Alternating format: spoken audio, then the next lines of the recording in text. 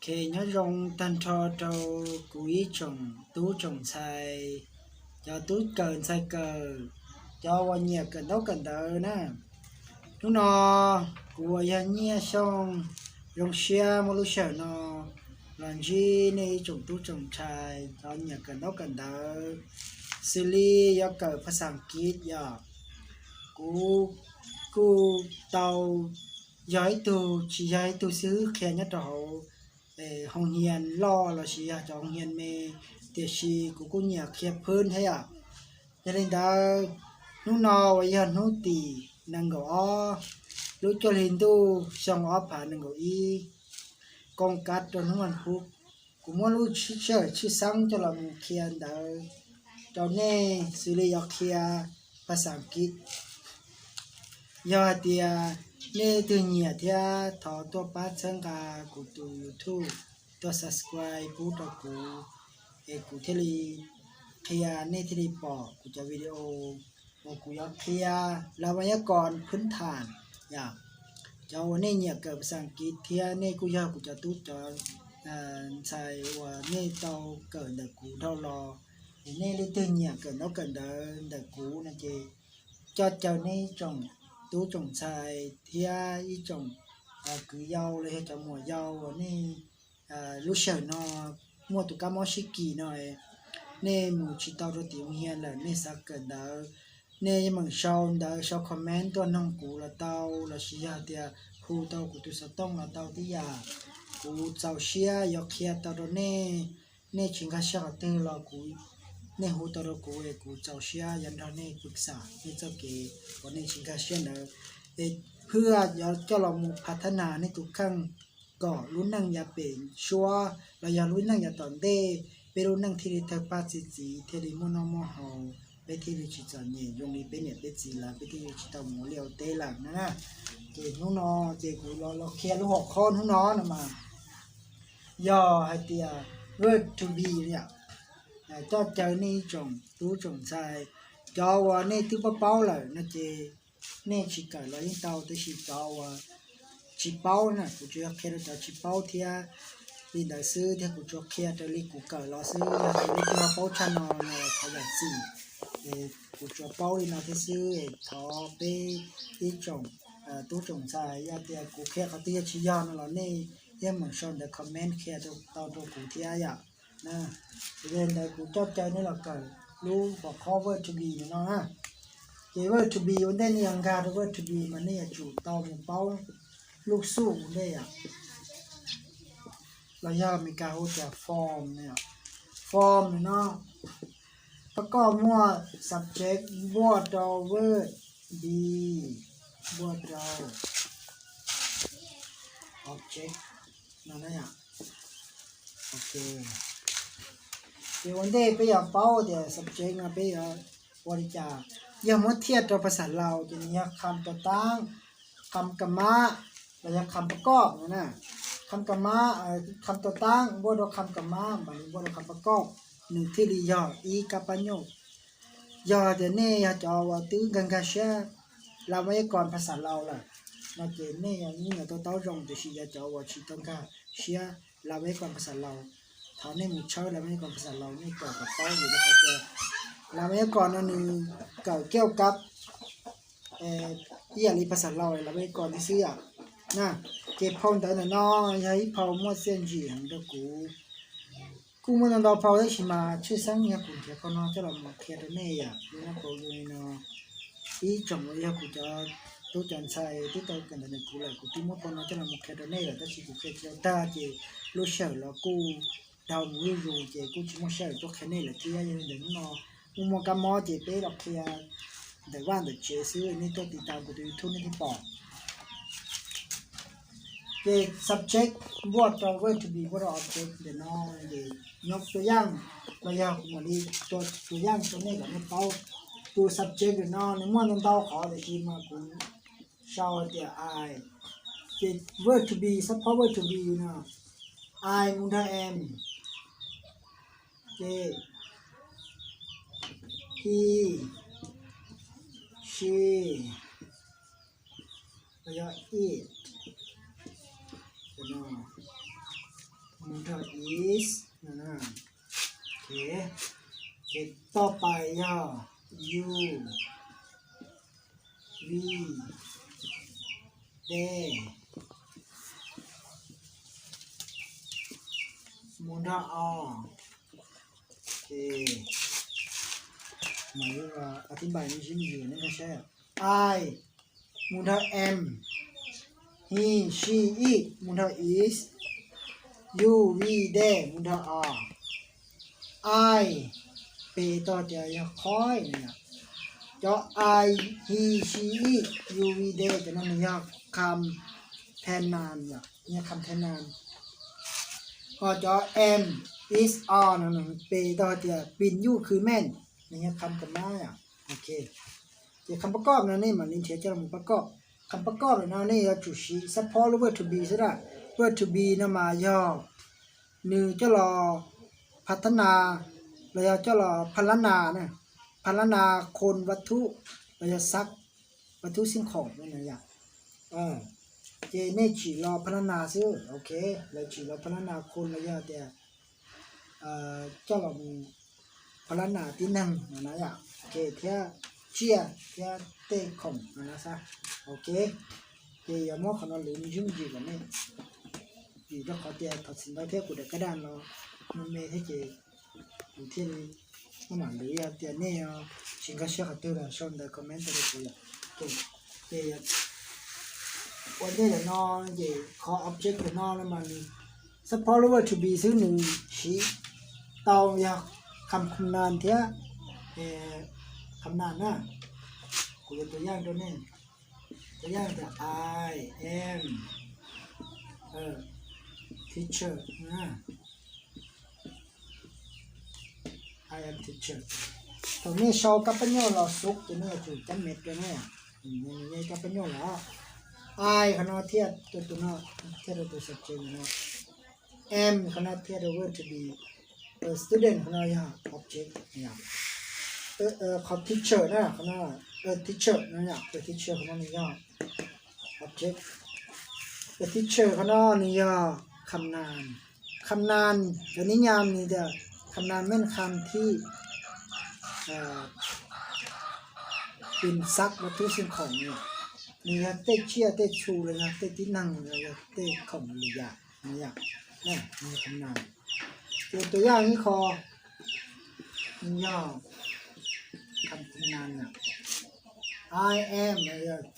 she is ตัวอย่างแต่ she is tall she เขาเนาะอย่างเราผู้หญิงเนี่ยเราผู้หญิงแม่นสูงอะไรอย่างเงี้ยแต่ตุ๊กเนี่ยเรามีเชียร์อะไรเนี่ยมีเชียร์นะจ๊ะ I am a teacher วิทยาครูเนี่ยโอเคออกขนอกลูกของสร้างเดี๋ยวนอนนะมันตัวยาลูกของสร้างโพสติฟอย่างนะฮูโพสติฟนี่ยาประโยคบ่เล่าเนี่ยประโยคบ่เล่าลูกของสร้างประโยคบ่เล่ามีชีปฏิเสธมีชีน้องมิตือมีหายินยาซื้อนะอย่างโอเคหลังจากไปเกิดตาลูกประโยคบอลเล่าเนี่ยนอนเก็บมาได้จับเป็นเกิดลูกปัญญ์ปฏิเสธเนี่ยโอเคเก็บได้มาเกิดอีกขั้นตอนนี้อยู่เก็บไปที่ยังกาเชียถอดปีสระถอดเสานะเพราะฉะนั้นคุณยกตัวอย่างกับปัญญ์มันมาซื้อยังไงเลยเดี๋ยวต่อไปเราโหนอนยาเตียนในกรณีเนี่ยปฏิเสธเนี่ยลูกของสร้างปฏิเสธsubject what the verb to be what the verb be นี่จะห้อยดอกน้ำตอนนั้น what the verb be what the not what the object นี่นอสิเนี่ยมั่ว subject what the verb be what the not what the object ตัวอย่างเดี๋ยวI am not มันนอกตัวเราตัวนะคะ I am here I am not a student 到时候呢，古的个大你那的调不要少，到你做保养的时候可别去个需要弄到呀。I am not a student 那样 ，I am not a student。nó nên sai tao thì cú chỉ giao ít thôi là hiền này nhá, khói bơm men đang hiền này nhá, khói bơm men đang hiền cái này nhá, đây là ok thì còn này bắt đi xe nó có chỗ xí khó để nó cho là một trâu làm word to be gì ạ, cho nên làm word to be nó thì nên sẽ mà bắt đi xe tao là chờ do khâu cho hú bẹt từ là này ông chủ mua nó cho là một tạm làm word to be ạ, tạm làm word to be ok. Word to be giờ lên đâu hú bẹt để nó mà giờ lúc không sang word to be nên chỉ mua giờ tiền giờ mua xả tân thôi cho không sang là mua nhỉ mình mua lúc su thì là hồ tiền post-it là giờ lùng lao hồ tiền bao nhiêu bao lâuเขาเนาะภาษาอังกฤษเนี่ยรูปแบบ negative เนี่ยลมล้อหัวเตียประโยคปฏิเสธเนี่ยโอเคแต่เขาเนาะยกตัวอย่างอีกตัวอย่างเราจะมาดูไม่ใช่ซื้อเดี๋ยวมันต่อไปต่อเลยถึงตอนนั้นมอเขาเนาะรู้นะโอเคมอเขาเนาะรู้มีก็จะรู้ประโยค yes no question yes no question จะมั่วว่าดีขึ้นหน้านะว่าดีขึ้นหน้าจะบวชเรา subject เหมือนบวชเรา object แต่จุ่มมั่วไม่ทำนะรู้แต่รอนะจะลุมิกาหูแต่ yes no question นะจ๊ะแล้วจะลุมเราหูแต่ประโยคแบบต่อสั้นๆนะจ๊ะประโยคแบบต่อสั้นตัวอย่างนะจ๊ะ is she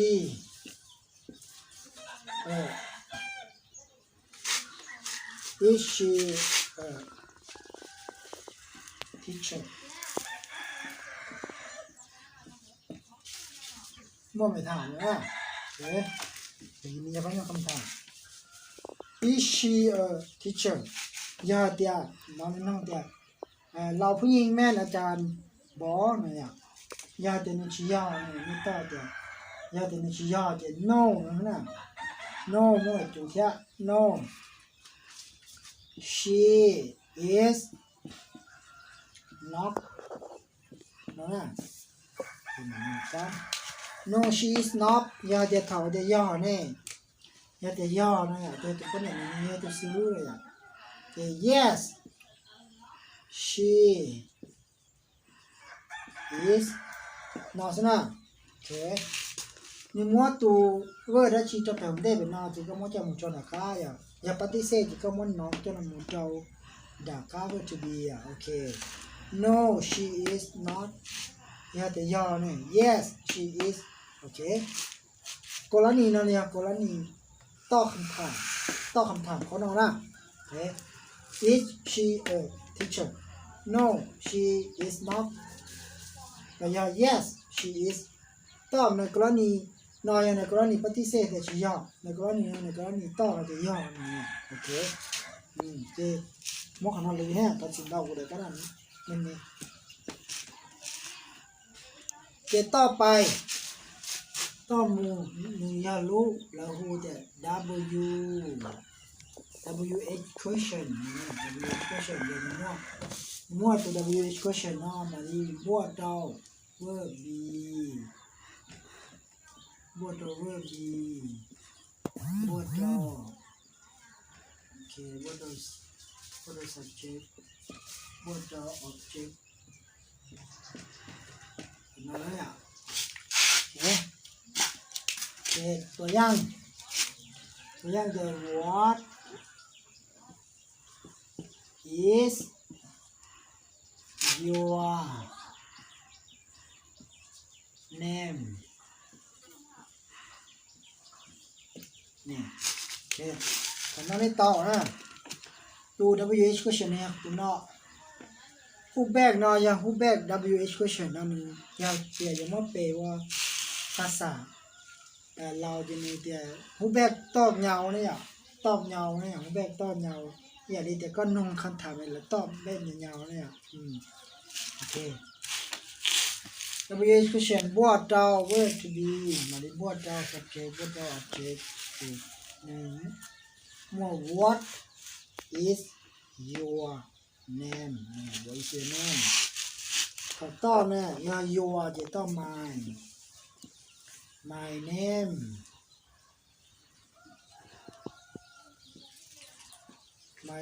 is มันจะเจ้ายุ่งเบสนะ what is your name ต่อแต่ my name is ดอทเราอยากจะเจ้ายุ่งเบสตัวอย่างเอ๊ะ你怎么能到好的是吗？我就要看专题目，我呢，我觉得那一种都种在老木狗头皮在头稍微呢，我考对那群个些少ได้ตัวนึงก็กูเลยคอมเมนต์ตัวกูที่ตัวติดตามกูจะอยากจอวิดีโอนั้นดาวจนสิอยากทำได้เนาะกูจะอยากแค่ละเมื่อก่อนแค่คำศัพท์จังถ้าชื่อสังชับเราอย่าเป๊กเกิดภาษาอังกฤษเป๊ะจุดต่อเป้าคำศัพท์ก่อนดาวเรียนดาวเป๊ะคือสามารถลองมือโชว์ดาวอีจออีอะไรเด็กก็จะโชว์อีบุญเรื่องชีวิตแต่งประโยคได้เนาะอะไรอย่างอยู่จุดเป้าคำศัพท์วันเดย์ก็จุดเป้าจะเขาที่จะ verb เขาที่จะ noun เขาที่จะ subject เขาที่จะ object ตัวเนาะแล้วก็ที่เป้าแล้วก็ยังจุดมุกเกิดภาษาเราเดี๋ยวว่าลียาชีคำนามยาชีคำเทนามยาชีอย่าถอนเนี่ยเป้าเท่านั้นเลยเนี่ยเกิดแล้วแม่ก่อนกูจังตัวเดียวชิ้นยอดเนี่ยที่จะจอเนี่ยหมู่เกิดยังหยีในที่กัเชียยาจะกูมัวรู้เชิดดาวกูว่าหมายเราเคลียจอเราไม่ก่อนเดี๋ยวมัวจะนิยามจะหล่นหัวทิ้งไปตัวนี้ก่อนเนี่ยกัเชียแท้เต้าเป็นเกินนอท้อก็ว่าเทียเชียเดี๋ยวนี้จงตุ้นใส่รัวเยอะเกิดเตาจะลำชีจอนี่รู้นั่งแล้วชีจะลำชีตัวตีองเฮียนี่นี่จะต้องใส่เจนจีเตาคะแนนรองเดี๋ยวนี้หอบเพี้ยเกินนอเท่ากันนี่สุดเลยจีจะเป็นนักการเมืองรองเดี๋ยวว่าจะมันดาวนี่ว่าใช่เราติดตามที่เราใช้ผู้ชมเรา